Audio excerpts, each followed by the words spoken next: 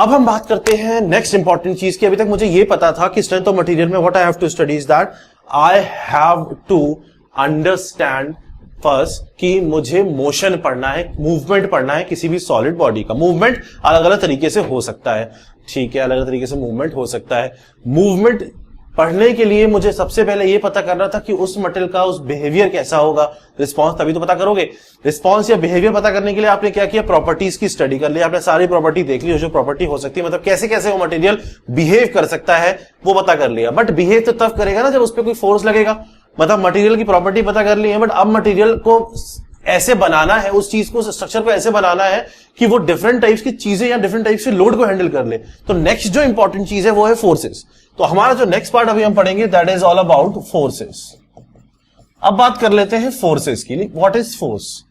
You know that force is basically a vector quantity. Scalar quantity and vector quantity, these are two different quantities. There is one more quantity that is tensor quantity. जब हम stress को depth में पढ़ेंगे तो हम tensor की बात करेंगे। Scalar quantity is a quantity which can be defined using magnitude alone. मतलब स्केलर क्वांटिटी वो क्वांटिटी होती है जिसको अगर आप ये कह दोगे कि इसका मैग्नीट्यूड इतना है तो बस डायरेक्शन बताने की जरूरत नहीं है।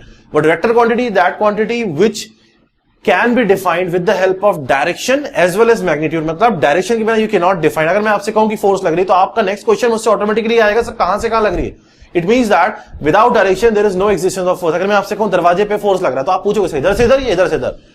बट अगर मैं आपसे कहूं एटमॉस्फेरिक प्रेशर लग रहा है तो आप नहीं कहोगे सर एटमॉस्फेरिक प्रेशर कहां से कहां लग रहा है, क्योंकि प्रेशर तो हर जगह लग रहा होता है। It means that scalar quantity is a quantity which can be defined with the help of magnitude alone, but vector quantity is a quantity which can be defined only with the help of magnitude and direction. Fine. Vector quantity की 1 degree होती है, scalar quantity का 0 degree होता है। Fine, इतना अब इसको और डेप्थ में पढ़ेंगे, अभी तो बस समझाने के लिए बता दिया मैंने। तो force is a vector quantity. Forces की बात करते हैं। There are different types of forces which we have to study. The first is axial force, the second force is shear force, the third force is bending moment, and the fourth type of force is torsional moment, ये torsion। ये 4 force आपको पढ़नी है, one by one study करते हैं। सबसे पहले बात कर लेते हैं अपना एक्सियल फोर्स का। सबसे पहले एक्सियल फोर्स की बात कर लेते हैं।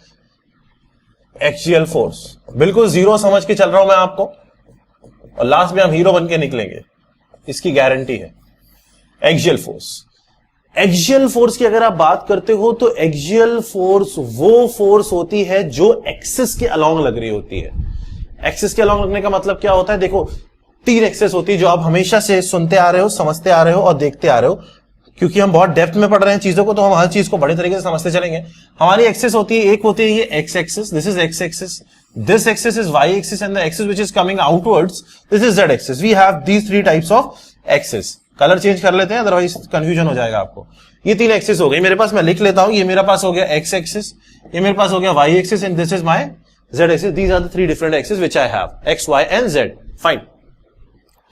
एक्सियल फोर्स वो फोर्स होती है जो लॉन्गिट्यूडनल एक्सिस के अलोंग लग रही होती है। अब लॉन्गिट्यूडनल एक्सिस क्या होती है? 2 एक्सिस होती है। One axis is axis which is along the length, एक लेंथ के अलोंग जा रही होती है।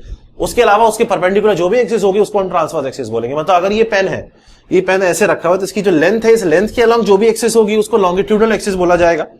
इसके अलावा इस लॉन्गिट्यूडनल एक्सिस के कहीं भी परपेंडिकुलर कितनी एक्सिस हो सकती है? 2 हो सकती है ना, या तो ये होगा या बाहर की साइड होगा। तो उन 2 एक्सिस को क्या बोलोगे आप? Transverse axis. हाँ, अगर ये एक्सिस सेंटर से पास हो रही है, सुनना ध्यान से, लेंथ का लॉन्ग एक्सिस जा रही है तो लॉन्गिट्यूडनल एक्सिस, उसके परपेंडिकुलर जा रही है तो ट्रांसवर्स एक्सिस, और अदर ये एक्सिस सेंटर से पास हो रही है तो ये this is longitudinal centroidal axis, this is transverse centroidal axis, अगर वो सेंटर से पास हो रही है तो। ठीक है, अब हम बात कर लेते हैं कि लेट्स से दैट कि हमारे पास कोई एक स्ट्रक्चर है जो ऐसे करके रखा हुआ है। लेट्स से दैट कि इस तरीके से कुछ रखा हुआ है, मेरे पास कोई स्ट्रक्चर है, मैंने इसको ऐसे करके रखा हुआ है यहां पे।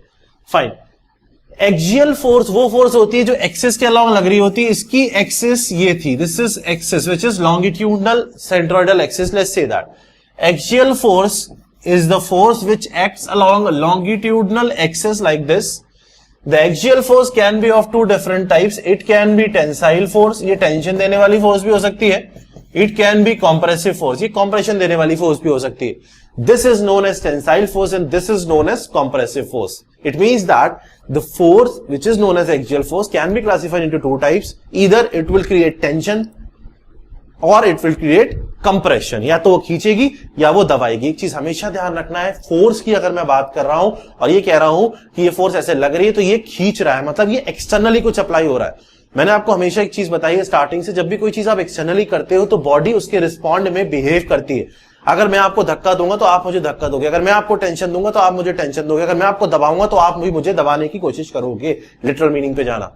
ठीक, इसका मतलब अगर मैं आपको टेंशन दे रहा हूं तो आपकी बॉडी में भी उस टेंशन को रेजिस्ट करने के लिए टेंशन ही डेवलप हो रहा होगा, भले ही वो इंटरनली डेवलप हो रहा है। इट मींस दैट अगर मैं थोड़ा सा इसको डेप्थ में देखने की कोशिश करूं और अगर मेरे पास ये स्ट्रक्चर है और मैं इस स्ट्रक्चर पे टेंशन दे रहा हूं यहां से P, और इसका मैं कोई भी सेक्शन काट लेता हूं, अगर मैं इसका कोई भी सेक्शन काट लेता हूं तो इस सेक्शन के अलोंग, ये जो सेक्शन मैंने यहां से काटा है, इस सेक्शन के अलोंग भी इसके अंदर टेंसाइल फोर्स ही डेवलप हो रहा होगा। मान लो वो F है।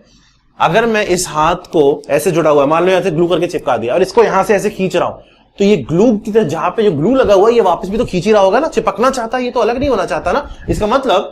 इसका मतलब अगर आपके पास, if you have this structure which is like this, fine, and if you are applying a force P here along any section, whatever section you take, let's say that we are taking this particular section, there will be an internal force which will be a resisting force. Let's say that this is F, which is an internal resisting force that will be developed along that particular section internally in order to resist this force. और जो internal force होगा वो resist तब कर पाएगा जब वो वाला force F greater than equal to P होगा। ऑब्वियस सी बात है, अगर ये P से ज्यादा है तभी resist कर सकता है, या उसके बराबर होगा, ये उससे कम हो गया तो ये टूट जाएगा। अगर मैं आपको 100 किलो आपके ऊपर रख दूं और आपकी आदत ही नहीं है 100, तो आप तो गिर जाओगे। बट अगर आप 100 किलो से रोज जाके स्क्वाट करते हो तो आपके ऊपर 100 किलो ऊपर रख देता हूं 100 kgs, तो आपको कोई फर्क नहीं पड़ेगा, because you have the practice of doing that. It means that अगर मैं P से खींच रहा हूं और इंटरनली F P से ज्यादा डेवलप हो गया, उसके बराबर डेवलप हो गया, तो इसका मतलब बॉडी सेफ है, बॉडी स्टेबल है, बॉडी हैंडल कर सकती है उस फोर्स को। तो एक्सियल फोर्स के रेजिस्टेंस में एक्सियल फोर्स ही डेवलप होता है। और मैं एक चीज जानता हूं, जो फोर्स होता है, this force is basically equal to, सुनते जाना ध्यान से, stress into area. This is internal force F which is equal to internal stress into the area. Which area? The cross section area. The cross section area will be like this only and this will remain the same. cross section area तो ऐसे का ऐसे ही रहेगा। Let's say that this cross section area is A. cross section का मतलब समझते हो, ये पेन ऐसे रखा है, this is the cross section area, ये बीम ऐसे रखा है, this is the cross section area, B by H, ये होता है L, ये B, ये H, तो B by H is the cross section area। इसका मतलब let's say that this cross section area is A, then we can say that the internal stress sigma, इसको stress को sigma, this will be equal to F upon the cross section area. This internal stress will be tensile in nature if the external force is tensile. This internal stress will be compressive in nature if the external force is compressive, because in order to resist the tensile external force, the body will develop internally the tensile force only, and that internal tensile force divided by the area of cross section will give you the internal stress, internal axial stress, internal axial tensile stresses। axial force समझ में आ गया है, axis के along, longitudinal centroidal axis के along, या तो खींचेगी या छोटा करेगी। हम अब जब भी क्वेश्चन करेंगे टेंसाइल फोर्स को हम मान के चलेंगे पॉजिटिव इफेक्ट, और कंप्रेसिव फोर्स को हम मान के चलेंगे नेगेटिव इफेक्ट। मतलब अगर कुछ खिंच रहा है तो उसको हम पॉजिटिव लिखेंगे, लिख कुछ भी सकते हो, बस जो जनरली लोग यूज करते हैं हम वो यूज करेंगे। अगर कुछ दब रहा है तो उसको हम नेगेटिव यूज करेंगे। समझ में आ गया होगा, ये हो गई एक्सियल फोर्स की बात, क्लियर। नेक्स्ट बात करते हैं शियर फोर्स का। The next type of force is known as shear force. Let's talk about shear force. Shear force नाम से समझ में आ रहा है, शियर। शियर का मतलब किसी चीज को ऐसे पेज लेके ऐसे फाड़ दे, शियर ऑफ। ब्रश करते हो सुबह, this is shear. Shear force, force की बात कर रहे हैं। एक चीज हमेशा ध्यान रखना, स्ट्रेंथ ऑफ मटेरियल में क्या पढ़ना था हमें? The study of motion, the study of response और behaviour of any material against external forces. It means that external force आपको पता है, बट आप क्या स्टडी कर रहे हो? इंटरनल। आप अभी क्या पढ़ रहे हो? Strength of material. तो इसका मतलब आप क्या पढ़ रहोगे? Internal forces. मैं क्या पढ़ा रहा हूंगा? Internal forces. यहां मैं कहीं भी एक्सटर्नल फोर्स की बात ही नहीं कर रहा, मैं आपको इंटरनल चीजें बता रहा हूं, इंटरनल बिहेवियर बता रहा हूं। मतलब मैंने जो इंटरनल काट के सेक्शन दिखाया वो इंपॉर्टेंट है। एक्सटर्नल क्या लग रहा है वो तो पता ही लिखा हुआ एग्जाम में, अंदर क्या डेवलप हुआ बॉडी के अंदर वो पढ़ना है। इंटरनल फोर्सेज, इंटरनल स्ट्रेस है। तो शियर फोर्स की अगर मैं बात करूंगा तो इंटरनल शियर फोर्स पढ़नी है आपको, ठीक है।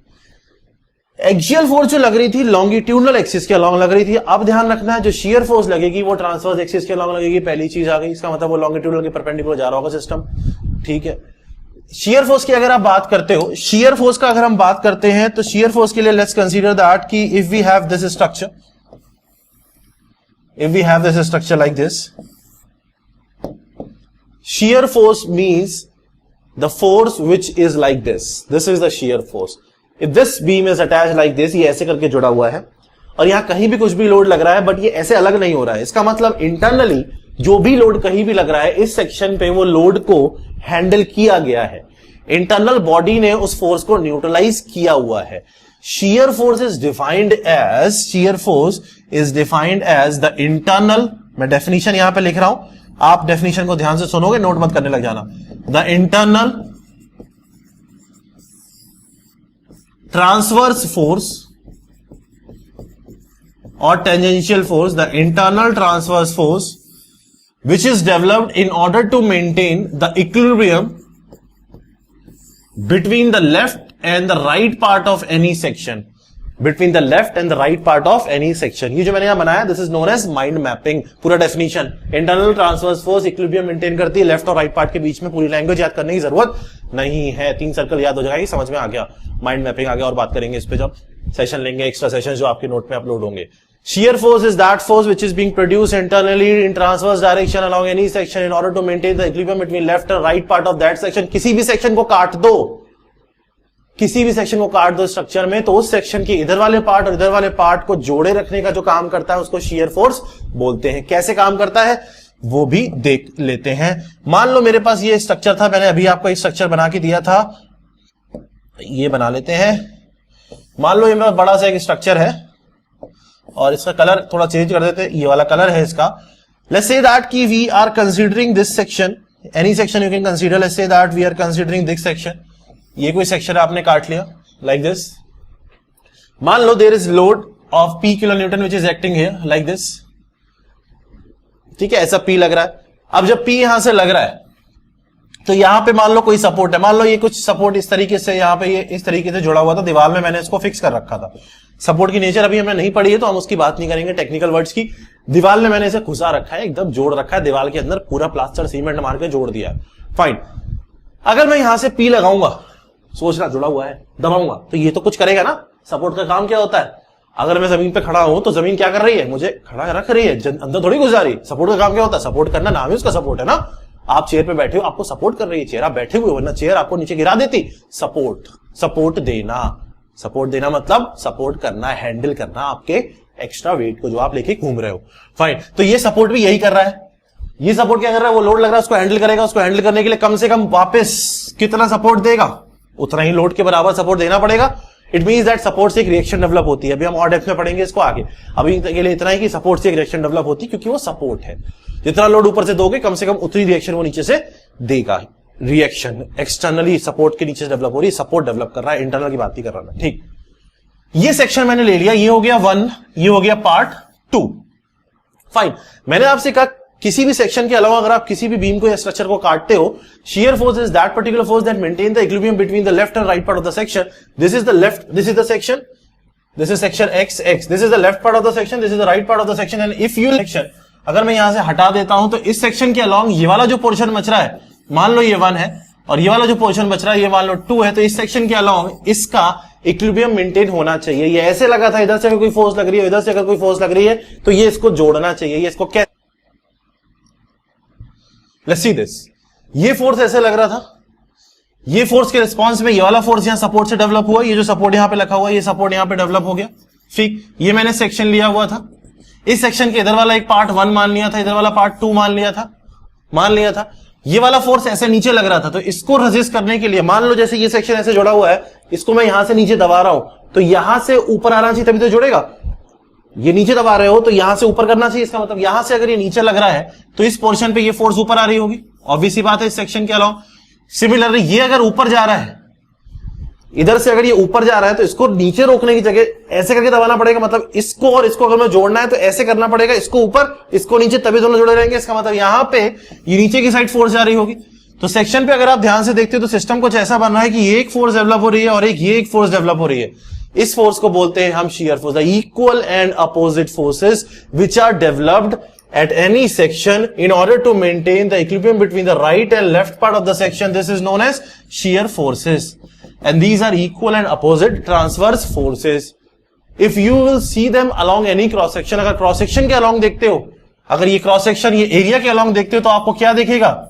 ये एरिया के पैरेलल जा रही है, ये एरिया है, ये इसके पैरेलल जा रही है, ये क्रॉस सेक्शन है, ये इसके पैरेलल जा रही है। फोर्स, एक फोर्स ऐसे, इधर से फोर्स ऐसे, ये जा रही है, ये दोनों फोर्सेस। क्यों?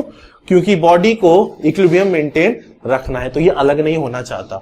इधर से जो लोड लगाया था उसका इधर से हैंडल हुआ, इधर से जो सपोर्ट से लोड आया उसको इधर से हैंडल हुआ, मतलब ये दोनों एक दूसरे से जुड़े रहे। कोई भी कहीं भी सेक्शन काट लो, the shear force will always maintain the equilibrium between the left part और right part of any section. कोई भी सेक्शन आपने काटा हुआ होगा, ये वो सेक्शन था, इसके लेफ्ट और राइट पार्ट का इक्विलिब्रियम मेंटेन रखने के लिए यहां पे एक equal and opposite forces develop हुई, जिनको हम शियर फोर्स बोलते हैं। और इस फोर्स को अगर इस क्रॉस सेक्शन एरिया से डिवाइड कर दोगे तो आपको एक स्ट्रेस मिलता है, जिसको हम टाउ से डिनोट करते हैं, जिसको हम बोलते हैं शियर स्ट्रेस। उसको हम बोलते हैं shear stress. Shear force, equal and opposite forces which are developed in order to maintain the equilibrium between the left and right part of the section।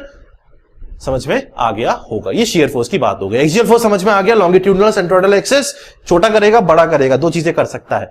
Body internally response देगी और cross section पे stresses develop करेगी। जो stresses cross section पे develop करेगी वो perpendicular होगा इस तरीके से। तो इसका मतलब एक्सियल स्ट्रेसेस क्या होंगे? नॉर्मल स्ट्रेसेस होंगे, नॉर्मल। शियर स्ट्रेस क्या होंगे? ट्रांसवर्स स्ट्रेसेस होंगे, इस तरीके से। नॉर्मल मतलब क्रॉस सेक्शन के परपेंडिकुलर, शियर मतलब क्रॉस सेक्शन के इस तरीके से parallel. Perpendicular axial stresses, parallel shear stresses, longitudinal axial stresses, transverse shear stresses. ध्यान रखना, एक एक वर्ड इंपॉर्टेंट है एग्जामिनेशन पॉइंट ऑफ व्यू से। फाइन। शियर फोर्स के बाद नेक्स्ट जो हमारा फोर्स है वो है बेंडिंग मोमेंट। बेंडिंग मोमेंट बहुत बढ़िया फोर्स है, बहुत प्यारा फोर्स है। बेंडिंग मोमेंट की अगर आप बात करते हो, हम बचपन से जानते हैं बेंडिंग मोमेंट का मतलब क्या होता है। बेंडिंग मोमेंट का मतलब होता है फोर्स, कोई भी force into the perpendicular distance of that force from any point, किसी भी पॉइंट से डिस्टेंस। मतलब फॉर एग्जांपल, अगर ये मैंने कोई भी स्ट्रक्चर है, इसको यहां पे मैंने दीवार में फिक्स कर रखा है और ये मेरा फोर्स है और मैं इस पॉइंट पे बेंडिंग मोमेंट लिखना चाहता हूं और ये डिस्टेंस एल है, तो bending moment at this point A क्या लिखूंगा? दिस फोर्स, साइन कन्वेंशन की बात नहीं कर रहे, इनटू द डिस्टेंस। ये बेंडिंग मोमेंट होता है, बट बेसिकली फोर्स का इफेक्ट बता रहा होता है। फोर्स अगर इसी पॉइंट के ऊपर लग रही है तो डायरेक्ट फोर्स लग रही है, बट अगर फोर्स किसी पॉइंट से थोड़ा सा भी दूर जा रही है तो उसका दूर जाने की वजह से जो मोमेंट, जो रोटेशन जनरेट हुआ है, वो रोटेशन बेंडिंग मोमेंट बता रहा होता है बेसिकली। फाइन। बट हमें इसका इफेक्ट नहीं पढ़ना है, एक्सटर्नल फोर्स का इफेक्ट नहीं पढ़ना है। हमें क्या पढ़ना है? हमें ये पढ़ना है कि एक्सटर्नल फोर्स जो इफेक्ट जनरेट कर रहा है उसको रेजिस्ट करने के लिए बॉडी इंटरनली क्या करेगी। अगर मैं आपको दबा रहा था तो आप मुझे दबा रहे थे, अगर मैं आपको टेंशन दे रहा था तो आप मुझे टेंशन दे रहे थे, अगर मैं आपको शियर कर रहा था, इधर से लोड लगा के इधर ले जाना चाह रहा था, तो आप इंटरनली मुझे ऐसे ही करके रिस्पॉन्स दे रहे थे। तो अगर मैं आपको घुमाने की कोशिश करूंगा तो आप भी तो मुझे घुमाओगे ही ना। इट मींस दैट अगर कोई फोर्स बेंडिंग मोमेंट जनरेट करेगी तो बॉडी भी उसके अपोजिट में इंटरनल बेंडिंग मोमेंट जनरेट करेगी। वो इंटरनल बेंडिंग मोमेंट हमें पढ़ना है। कैसे पढ़ना है? Let's understand that. For example, let's say that we have a beam. एक चीज हमेशा ध्यान रखना, एक चीज होता है बीम और एक चीज होता है bar. There is a difference between beam and bar. Bar सिर्फ एक्सियल फोर्स हैंडल कर सकता है, एक्सियल फोर्स जो आपने पढ़ लिया। बीम सारी फोर्सेस हैंडल कर सकता है, ट्रांसवर्स फोर्स भी कर सकता है, शियर फोर्स भी कर सकता है, बेंडिंग मोमेंट। बार में बेंडिंग मोमेंट नहीं दे सकते, टूट जाएगी। बार को सिर्फ एक्सियल फोर्स हैंडल करने की ताकत है, उसको तरीका ही सिर्फ एक्सियल फोर्स को हैंडल करने का आता है। बार, बीम सब कुछ, बीम कुछ भी कर सकती है। अभी हम बीम की बात कर रहे हैं, एक्सियल फोर्स की जब बात कर रहे थे तो बार की बात कर रहे थे, ठीक। बीम कुछ भी हैंडल कर सकता है, फाइन। बेंडिंग मोमेंट की अगर हम बात करते हैं, मान लो मेरे पास ये कोई बीम है और इसमें मैंने कुछ इस तरीके से बेंडिंग मोमेंट यहां पे लगा रखा है, मतलब इस तरीके से बाहर से लोड लगाया हुआ है कि वो ऐसा कुछ बेंडिंग जनरेट करने की कोशिश करेगा। लोड ऐसी बेंडिंग जनरेट करने का मतलब ये इसको ऐसे मोड़ना चाह रहा है, सी बनाना चाह रहा है। अगर ये इसको सी बनाना चाह रहा है और मान लो ये सी बनाने में कामयाब हो जाता है काफी हद तक, तो इसका मतलब कुछ सी बनेगा, कुछ बेंडिंग आएगी। इसका मतलब ये अगर ये बेंड होगा तो ये कुछ इस तरीके से बेंडिंग होने के चांसेस है इसके अंदर। अगर ये मुड़ती है तो कुछ इस तरीके से मुड़ रही होगी, फाइन। पॉइंट ये है कि ये मुड़ेगी नहीं, क्योंकि ये मुड़ना नहीं चाहती। अगर मैं आपको कुछ करवाना चाहता हूं और मैं वो चीज आपके ऊपर करूं बट आप वो करना नहीं चाहते तो आपको प्रॉब्लम होगी। मैंने आपको बताया जब भी कोई एक्सटर्नल फोर्स लगती है तो बॉडी अंदर से रिस्पांस देती है, वो response in the form of stress होता है, और स्ट्रेस बेसिकली वो काम करने से उस चीज को रोकता है कि मैं नहीं करने दूंगा, मैं आपको खींच रहा हूं, आपको नहीं खींचना, आप कहोगे नहीं मैं नहीं जाऊंगा, इसका मतलब आप तो रिस्पांस दोगे ना मुझे वापस टेंशन के अगेंस्ट टेंशन। तो अगर बेंडिंग मोमेंट में जनरेट कर रहा हूं, ध्यान से देखना, बहुत ध्यान से, इसको ऐसे मोड़ने की कोशिश कर रहा हूं, थोड़ा सा इमेजिन करो, आंखें बंद करके थोड़ा सोचो कि अगर बीम ऐसे करके मुड़ रही है, अगर बीम ऐसे करके मुड़ रही है तो उसके ऊपर वाले जो फाइबर हैं वो दब रहे हैं, ऊपर वाले जो फाइबर हैं वो दब रहे हैं, और नीचे वाले जो फाइबर हैं वो खिंच रहे हैं। ऊपर वाले फाइबर दब रहे हैं, नीचे वाले फाइबर खिंच रहे हैं। दबना कंप्रेशन, खिंचना टेंशन, दबना छोटा होना, खिंचना लंबा होना। इट मींस दैट नीचे वाले फाइबर लंबे हो रहे हैं, ऊपर वाले फाइबर छोटे हो रहे हैं। लंबे छोटे का मतलब क्या होता है? Axial forces. अगर एक्सियल फोर्सेस आ रही है इसका मतलब बॉडी इस एक्सटर्नल मूवमेंट की वजह से, ये एक्सटर्नल मूवमेंट क्या चाहता है? ये एक्सटर्नल मूवमेंट चाहता है कि बॉडी में ऊपर कंप्रेशन आ जाए और नीचे टेंशन आ जाए, बट बॉडी नहीं चाहेगी ऐसा, ये तो ये चाहता है। बाहर से जो चाहता है उसकी चाहत पूरी नहीं होती, चाहत मन में जो चीज होती है उसकी पूरी होती है, और इसके मन में क्या है? ये चाहता है कि ऐसा नहीं हो। एक्सटर्नल मूवमेंट क्या कर रहा है? बॉडी में ऊपर कंप्रेशन दे रहा है, नीचे टेंशन दे रहा है। ये क्या करेगा? ये रिस्पॉन्स में, रिस्पॉन्स पूछ रहा हूं मैं, इसका रिस्पॉन्स क्या होगा? ये रिस्पॉन्स में ऊपर कंप्रेशन डेवलप करेगा और नीचे टेंशन डेवलप करेगा ना, जैसा करोगे वैसे ही बढ़ेगा। धक्का दिया था धक्का मिलेगा, टेंशन दोगे टेंशन मिलेगा, नीचे टेंशन दिया नीचे टेंशन। इस बॉडी ने डेवलप किया। यहां पे ये बॉडी की बात हो रही है क्योंकि हम रिस्पॉन्स पढ़ रहे हैं सोम के अंदर। यहां पे ऊपर भी बॉडी की बात हो रही है क्योंकि हम रिस्पॉन्स पढ़ रहे हैं। तो बॉडी ने कंप्रेशन, बॉडी ने tension, body has developed the compression on the top fibres and body has developed the tension in the bottom fibers. This is what? This is the internal force. Which internal force? Internal axial force. Which axial force? Internal axial normal force. Now axial normal force can be converted into stresses. You know that. We have converted that. जब हम axial force पढ़ रहे थे, it means that this compressive force divided by the area is basically giving you the compressive axial stresses. Compressive normal लिख लेते हैं. Normal stresses at the top and tensile normal stresses at the bottom. एक चीज और ध्यान रखना, जब भी लेंथ में चेंज आएगा तो नॉर्मल स्ट्रेसेस की वजह से ही आता है। शियर स्ट्रेस कभी लेंथ में चेंज नहीं कर सकते, शियर स्ट्रेस कभी लेंथ में चेंज नहीं कर सकते। अगर एग्जाम में क्वेश्चन पूछते हैं कि लेंथ में चेंज कौन सी स्ट्रेसेस की वजह से आ सकता है, तो नॉर्मल स्ट्रेस की वजह से आ सकता है। ठीक है।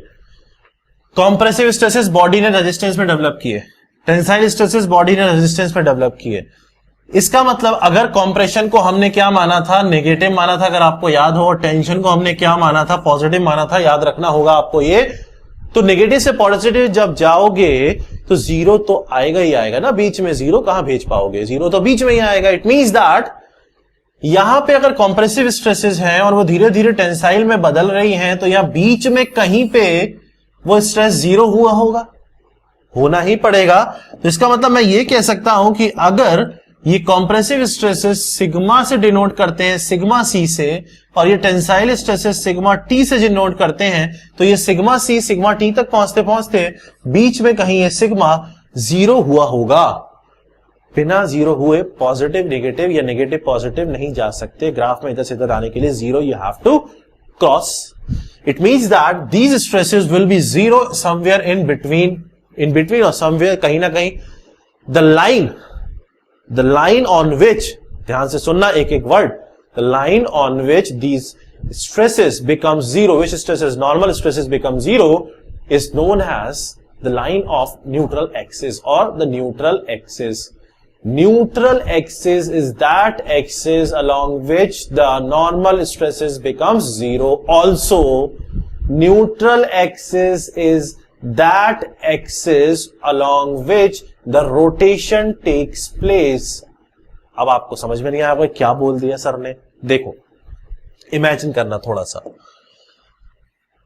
हमारे पास एक क्रॉस सेक्शन था, बहुत ध्यान से देख लेना, थोड़ा सा अगर इमेजिन कर लोगे तो ऑब्जेक्टिव क्वेश्चन बनाने में आपको बहुत इजी रहेगा। ये मेरे पास एक बीम का क्रॉस सेक्शन था, फाइन। इस बीम को अगर मैं मोड़ रहा था तो इसका जो ये क्रॉस सेक्शन था, ये वाला पोर्शन अगर मैं आपको दिखाऊं, इसका जो ये वाला पोर्शन था, ठीक है, थोड़ा सा इमेजिन करने की कोशिश करना। अगर मेरे पास ये ऐसे पेन है, ये वाली एक्सिस इसकी एक्स एक्सिस है लॉन्गिट्यूडनल, ये वाली एक्सिस इसकी एक्स एक्सिस है जो लेंथ वाइज जा रही है, ठीक है। ये वाली एक्सिस की वाई एक्सिस है, फाइन। और एक एक्सिस इसकी जेड एक्सिस है जो बाहर की साइड निकल के आ रही है, एक एक्सिस इसकी जेड एक्सिस है जो बाहर की साइड। अगर ये क्रॉस सेक्शन ऐसे रखा है तो ये वाली जो एक्सिस है ये बाहर वाली एक्सिस है। बीम को ऐसे मोड़ा जा रहा है, ऐसे। जब आप बीम को ऐसे मोड़ रहे हो तो लेंथ में यहां से बढ़ोतरी हो रही है, इंक्रीमेंट हो रहा है, और ऊपर कंप्रेशन आ रहा है, ऊपर दब रहा है, ठीक है। ये वाली एक्सिस एक्स एक्सिस थी, ऐसे मुड़ रही थी बीम। ये वाली एक्सिस जेड एक्सिस है। तो क्रॉस सेक्शन के अबाउट अगर आप देखते हो, ये वाली एक्सिस जेड एक्सिस है, ध्यान से देखना। ये वाली एक्सिस जेड एक्सिस है, ध्यान से देखना। इसको अगर मैं आपको कैसे दिखाऊं, let's use this particular book. ये है अगर मेरे पास बुक, और ये ऐसे मुड़ रहा है, ये अगर ऐसे मुड़ रही है, ये इसका क्रॉस सेक्शन है, ध्यान से देखना। ये इसका क्रॉस सेक्शन दिख रहा है, देखो ये इसका क्रॉस सेक्शन है, और ये ऐसे करके मुड़ रहा है, इट इज लाइक दिस, ऐसे करके मुड़ रहा है। इसका मतलब ये वाली एक्सिस जो है ये जेड एक्सिस थी, ये एक्स एक्सिस थी, ये वाई एक्सिस थी, और आपके मुंह पे जाके जो लग रही है ये जेड एक्सिस थी। मुंह पे नहीं लग रही, मतलब बाहर निकल रही है जो, ये जेड एक्सिस थी। ऐसे मोड़ रहा था, तो ये किसके अबाउट मुड़ रहा था, बुक फट गई, जेड एक्सिस के अबाउट मुड़ रहा था, ये ऐसे करके मुड़ रहा था। फाइन, ये एक्सिस जेड एक्सिस थी, जेड एक्सिस को शिफ्ट करो। उसका मतलब क्रॉस सेक्शन के ऐसे ऐसे जो जा रही थी ये जेड एक्सिस थी। इसका मतलब अगर मैं क्रॉस सेक्शन उठाऊंगा तो ये क्रॉस सेक्शन है, तो जेड एक्सिस ये वाली एक्सिस होगी, ये वाली एक्सिस होगी। इसका मतलब क्या हुआ, अगर मैं यहां से इस क्रॉस सेक्शन को उठाता हूं और मैं न्यूट्रल एक्सिस आपको दिखाना चाहता हूं, तो मैं ये कह सकता हूं ये क्रॉस सेक्शन की न्यूट्रल एक्सिस है। अगर मैं न्यूट्रल एक्सिस के अकॉर्डिंग क्रॉस सेक्शन दिखाऊंगा तो ऐसे दिखाऊंगा, समझ में आ गया ना। ये मेरे पास, इससे समझो मोटाई, ये मेरे पास बीम है, ये इसकी एक्स एक्सिस है, ये इसकी वाई एक्सिस है, और ये आपकी तरफ वाली जेड एक्सिस। जब इसको मोड़ूंगा, मोड़ नहीं सकता ये, जब मैं इसको मोड़ूंगा, मान लो क्योंकि इसके पास ज्यादा पावर है, मोड़ेगा नहीं, ऐसे मोड़ूंगा तो ये वाली एक्सिस जेड एक्सिस की रोटेटरी एक्सिस बनेगी। इसी पे रोटेशन हो रहा है, इसी पे बेंडिंग हो रही है। इसको शिफ्ट करो तो ये क्रॉस सेक्शन के जेड एक्सिस ऐसे आएगी। इसको क्रॉस सेक्शन सीधा करूंगा तो ऐसे दिखाऊंगा न्यूट्रल एक्सिस को। यही चीज मैं आपको दिखाना चाह रहा हूं। ये जो क्रॉस सेक्शन है इसको अगर मैं सीधा करके सामने लाऊंगा, ये अगर ये बी है, ये एल था और ये एच था, तो अगर मैं बी बाई एच आपके सामने लाऊंगा तो ये मेरी जो एक्सिस होगी ये जेड एक्सिस होगी, और यही एक्सिस क्या होगी, न्यूट्रल एक्सिस। तो it means that we can also say that कि neutral axis is that axis along which the rotation is taking place, along which the bending is taking place। Bending जिस axis के out हो रही है वो neutral axis है। तो neutral axis के लिए दो चीजें हो गई। पहली चीज न्यूट्रल एक्सिस के लिए क्या हो गई, नेक्स्ट पेज पे लिख लेते हैं। Neutral axis is that axis along which the rotation is taking place. Fine. Neutral axis is that axis along which the normal stresses are zero. Now you will tell me neutral axis is longitudinal axis or transverse axis? बताओ. Neutral axis is a transverse axis. Why neutral axis is the transverse axis? Because there can only be one longitudinal axis and the remaining two axes are transverse axis। समझ में आ गया होगा। It means that whenever you try to bend a body by using external bending moment or forces, then in that particular case the body will develop internal response। जहां पे compression आएगा body वहां पे compressive stresses develop करेगी, जहां tension आएगा वो tensile. अगर ऐसे मोड़ रहे होते तो उल्टा होता, ऊपर टेंसाइल डेवलप होता, नीचे कंप्रेशन। बीच में कहीं ना कहीं ऐसी एक जगह आएगी जहां पे वो स्ट्रेस जीरो हो रहा होगा, उसको बोलेंगे न्यूट्रल एक्सिस। न्यूट्रल एक्सिस वो एक्सिस होती है जिसकी अबाउट बेंडिंग हो रही होती है। बेंडिंग कैसे भी हो सकती है, ऊपर से बेंडिंग मूवमेंट आएगा तो जेड एक्सिस पे बेंडिंग होगी, अगर सामने से आएगा, अगर ऐसे करके मोड़ोगे किसी भी चीज को, तो ये वाली एक्सिस आपकी न्यूट्रल एक्सिस होगी। ये वाली एक्सिस कौन सी एक्सिस है, this axis is Y axis. तो वाई एक्सिस के अबाउट रोटेशन हो रहा होगा। It means in case of horizontal loading, this y axis will be the neutral axis. In case of vertical loading, this z axis will be the neutral axis, and this x axis is always a longitudinal centroidal axis। समझ में आ गया? मेहनत बहुत कर रहा हूं, समझना बस इस चीज को, हर चीज को एक बार रिवाइंड करके और देख लेना, फिर भी नहीं आया तो पूछ लेना संडे को कॉल करके। फाइन। अब हमें पढ़ना था बेंडिंग स्ट्रेसेस का वेरिएशन। मैंने आपको बताया था बेंडिंग स्ट्रेसेस का वेरिएशन क्या था, ऊपर कॉम्प्रेसिव था और फिर वो धीरे डिक्रीज होकर कहीं जीरो बना और फिर नीचे आके वो टेंसाइल हो गया था, कुछ इस तरीके से जा रहा था। यहां पे अगर मैं लिख देता हूं सिग्मा कॉम्प्रेसिव, यहां पे लिख देता हूं सिग्मा टेंसाइल, यहां पे हो गया सिग्मा जीरो, तो यहां पे इस पूरे पोर्शन में कॉम्प्रेसिव फोर्सेज जनरेट हो रही होंगी। These will be the compressive forces, और इस पूरे पोर्शन में टेंसाइल फोर्सेज जनरेट हो रही होंगी। This will be the tensile forces, यही हो रहा होगा। अगर आप ध्यान से देखते हो तो ये कॉम्प्रेसिव फोर्स है और ये टेंसाइल फोर्स है, ये दोनों फोर्सेज मिलकर इस तरीके कुछ रोटेशन जनरेट कर रही है। ये इंटरनल फोर्सेस है। बॉडी को एक्सटर्नली मोड़ने की कोशिश की गई थी, उसके रिस्पांस में बॉडी ने इंटरनल स्ट्रेसेस डेवलप की, इंटरनल स्ट्रेसेस को एरिया से मल्टीप्लाई कर दिया कैसे करेंगे देखेंगे आगे चल के। तो इंटरनल फोर्सेस डेवलप हो गई, एक पोर्शन में कंप्रेसिव फोर्स डेवलप हुई, एक पोर्शन में टेंसाइल फोर्स डेवलप हुई। इन दोनों फोर्सेस ने मिलकर ऐसे करके बॉडी को अपोजिट डायरेक्शन में घुमाया इंटरनली। तो एक्सटर्नल मूवमेंट को रेजिस्ट करने के लिए बॉडी ने इंटरनल घुमाने वाला मूवमेंट जनरेट कर दिया, which is the internal bending movement और the movement of resistance. The movement of resistance is basically the resistance which is being developed by the body internally with the help of internal forces which are being developed in resistance to the external effect of movement। external effect जो था forces का, उसको resist करने body ने internally develop किया, उसको बोलते हैं moment of resistance. If the moment of resistance, ध्यान से सुनना, इंटरनल है, if the moment of resistance is greater than the external moment और equal to, then the body will be stable, safe रहेगा। And if the external moment is greater, अगर बाहर वाला ज्यादा हो गया तो बॉडी मुड़ जाएगी। तो बॉडी कम नहीं मुड़ेगी जब ये इंटरनल फोर्सेस का इफेक्ट बाहर वाले से ज्यादा होगा। समझ में आ गया? हमने 3 फोर्सेस पढ़ ली। पहला फोर्सेस आपने पढ़ा एक्सियल फोर्स, खींचा अंदर से बॉडी ने वापस खींचा, पूरे क्रॉस सेक्शन पे डिस्ट्रीब्यूट हो गया इक्वली, क्रॉस सेक्शन पे इक्वली डिस्ट्रीब्यूट हुआ था वाला स्ट्रेस। ये इक्वल डिस्ट्रीब्यूट नहीं हो रहा है, ये अलग अलग हो रहा है। सबसे ऊपर वाला फाइबर सबसे ज्यादा, इसका मतलब यहां पे अगर मैं लिखूंगा तो ये सिग्मा सी मैक्स होगा और ये सिग्मा टी मैक्स होगा। धीरे धीरे जैसे जैसे कम आओगे ना तो वो कंप्रेशन कम होता जाएगा, तो कंप्रेसिव स्ट्रेसेस कम होते जाएंगे। यहाँ पे स्ट्रेस का वेरिएशन है, वहां पे स्ट्रेस क्या था, सेम था। अगर मैंने किसी चीज को डायरेक्ट खींचा था ऐसे करके, ये फोर्स यहां पे लगाई थी, तो इस सेक्शन को काटा था जब मैंने, तो इस सेक्शन को काटने के बाद यहां पे जो फोर्स आया था वो फोर्स पूरा स्ट्रेस को इक्वली डिस्ट्रीब्यूट करके आया था। इस पूरे एरिया में जो एरिया था, इसको आपने डायरेक्ट फोर्स से डिवाइड करके स्ट्रेस निकाला था, तो इसको बोलते हैं normal stresses, uniform distribution. But in case of this bending normal stresses, ये कौन से थे, इनको बोलते हैं हम direct normal stresses. This is direct normal stresses. But in case of bending normal stresses, these are variable. Bending normal stresses हैं दोनों नॉर्मल स्ट्रेसेस, नॉर्मल स्ट्रेसेस के 2 रूप हैं ये, one is bending normal, other is direct normal. Direct normal is always uniform across the cross section and the bending normal is variable. They are having different values changing from compression to tension or tension to compression depending upon the nature of bending moment जो आपने externally apply किया है। internal body ने resistance क्या दिया था, moment और resistance external से ज्यादा है तो body safe है, नहीं है तो body टूट जाएगी, उसको बनाया जाएगा safe। तो सेफ बनाने के लिए हम क्या करते हैं, हम shear force bending moment diagram बनाते हैं, शियर फोर्स पता करते हैं, हर जगह सेक्शन काट काट के, इस जगह सेक्शन काटा, इधर इधर का इक्विलिब्रियम देखा, दूसरी जगह काटा, इधर इधर का इक्विलिब्रियम देखा, जहां जहां सेक्शन काटा वहां वहां इंटरनल रिस्पांस देखा, और जहां बॉडी इंटरनल रिस्पांस कम दे रही है वहां उसको रीइंफोर्स किया जाता है। जहां जहां सेक्शन काट के बेंडिंग मोमेंट चेक किया, ये बेंडिंग मोमेंट चेक करोगे हर पॉइंट पे, क्रॉस सेक्शन अलग अलग काट के, जहां जहां बेंडिंग मोमेंट कम आ रहा होगा, जो बॉडी हैंडल नहीं कर पा रही होगी, जहां जहां मोमेंट ऑफ रेजिस्टेंस कम आ रहा होगा वहां वहां आप रीइंफोर्समेंट देते हो। उसकी बात करेंगे सिविल में। मैकेनिकल के लिए इतना ही काफी है, सोम के लिए एक्चुअली इतना ही काफी है। बाकी reinforcement and all these things are basically in the part of civil engineering, RCC और स्ट्रक्चर सिलेबस। तो फोर्सेस ये 3 मेजर हमने क्लियर कर ली है। आई होप दैट चीजें समझ में आ रही होंगी। एक छोटा सा ब्रेक लेते हैं, एक छोटा सा ब्रेक लेके then will continue with torsion as well as the next part of this particular topic, that is failure due to these forces। Properties पढ़ लिया, आपकी ताकत जान ली, अब मेरी ताकत भी जान ली फोर्सेस से, मैं क्या लगाऊंगा, मैं फोर्स लगा रहा हूं, आप मटेरियल हो, आप रिस्पॉन्स दोगे। आपकी प्रॉपर्टीज पढ़ ली, भाई आप जाते हो जिम, खाते पीते क्या हो, प्रोटीन लेते हो नहीं, मेरी ताकत भी जान लो, बताऊंगा नहीं, उसके लिए सेपरेट लेक्चर। वो ताकत यहां जान ली हमने इन फोर्सेस से। अब आपको फेल जब किया जाएगा, आप फेल नहीं हो रहे हो वो देख लिया, भाई मोमेंट ऑफ रेजिस्टेंस आपका ज्यादा है, इंटरनल रेजिस्टेंस आपका ज्यादा, बट जब फेल आप होगे तो कैसे फेल होगे वो भी देखेंगे। तो फेलियर्स हम नेक्स्ट लेक्चर में पार्ट करेंगे, कंप्लीट करेंगे विद टॉर्जन पार्ट। तब तक के लिए जाओ, चाय पानी लेके आओ, पियो, खाओ और लेक्चर एक बार देखो इसको फटाफट, तब तक फिर सेकंड सेशन स्टार्ट करते हैं। सी यू।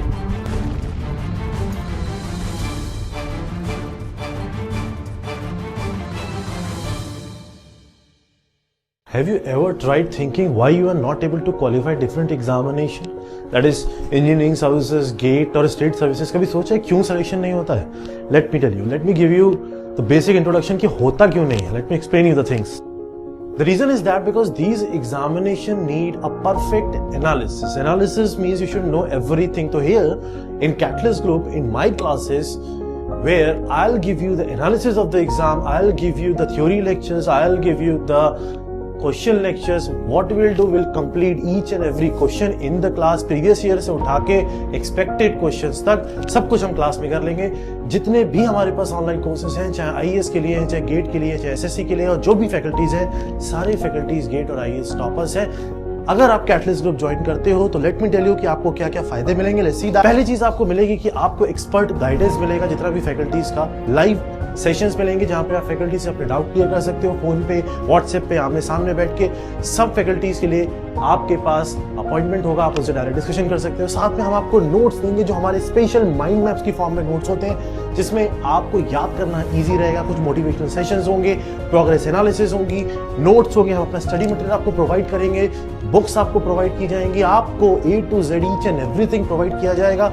हर कोर्स में हमारे पास मिनिमम से मिनिमम 1000 लेकर 2000 लेक्चर्स हैं, depending upon the course which you are taking. अलग अलग हमारे पास कोर्सेज हैं, डिफरेंट कोर्सेज हैं जो आप कंबाइन करके भी ले सकते हो। तो everything we have for you. So I welcome you all to the Catalyst Group. Visit the link below. Call us for admissions. Our new version 1.1 is already launched and admissions are open under all our courses. Thank you.